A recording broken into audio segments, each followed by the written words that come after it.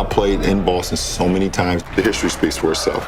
But for this one time when I went to Boston for this Game 6, I felt absolutely nothing. I don't think many people would ever think about that game when they think about my career. But for me, that was the one. When the pressure is higher, when more is on the line, it's even more important that you perform. Everything's just clicking. You're winning.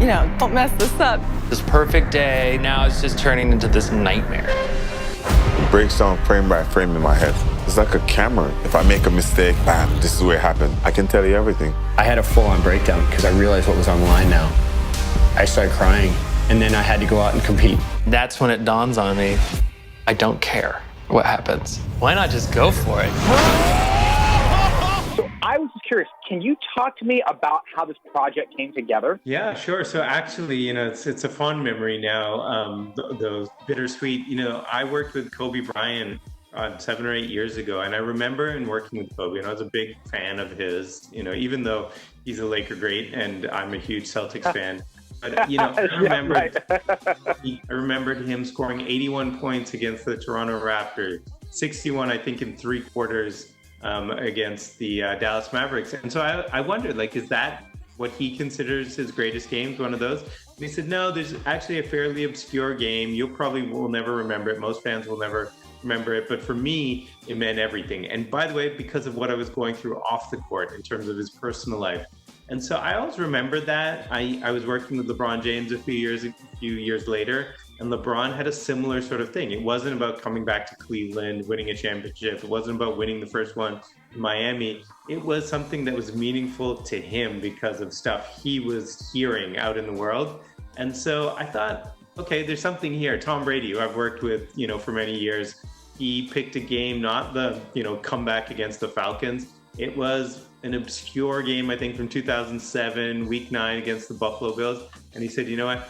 I threw a perfect pass in that game, and I've always remembered that. So, you see a pattern, and I thought this could make for something really interesting.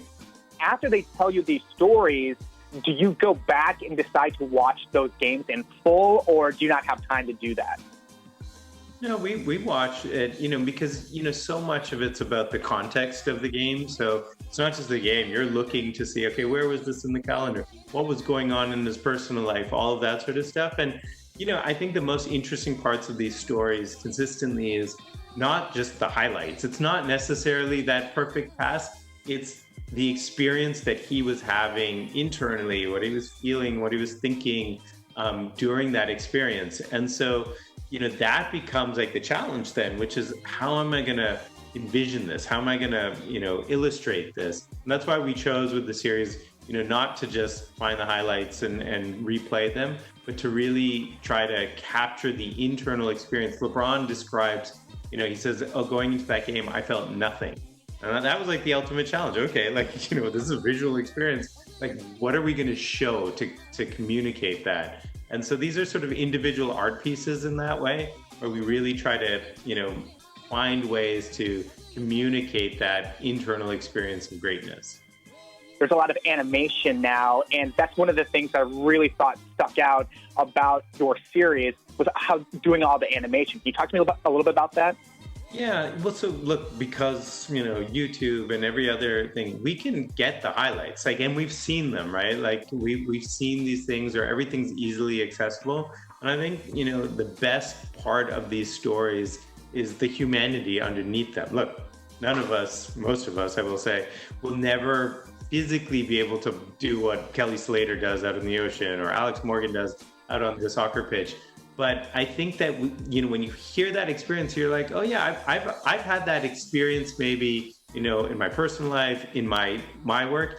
And so I think that's kind of what's inspiring about the series, is relating to that peak performance, that best version of myself. And I think that's something that you can communicate better, through animation, through something more interpretive than necessarily the highlight. The highlight is something most of us will never accomplish, right? Ron's a pretty special physical specimen. And while, what he describes going on in his head, emotionally, in his relationships, that is something that's pretty relatable.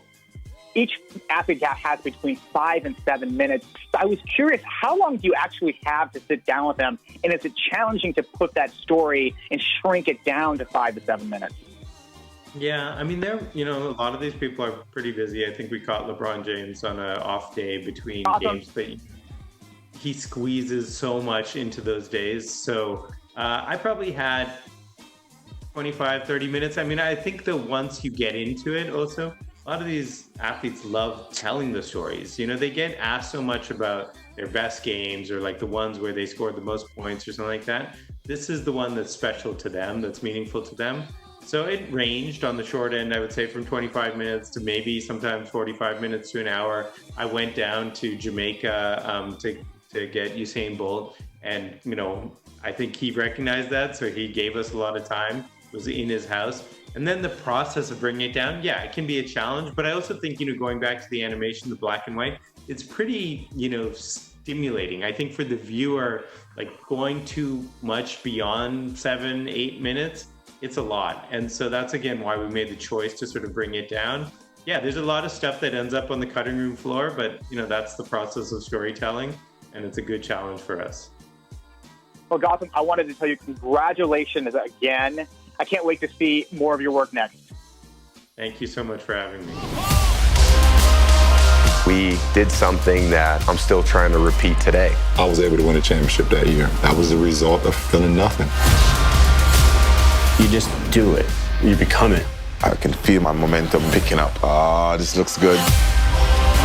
You're in rhythm with each other, like you have the same pulse. They're calling you the greatest athlete in the world. You think about this whole lifetime, all building to this moment. I couldn't believe it was happening. I wish I could bottle nothing up, I tell you that.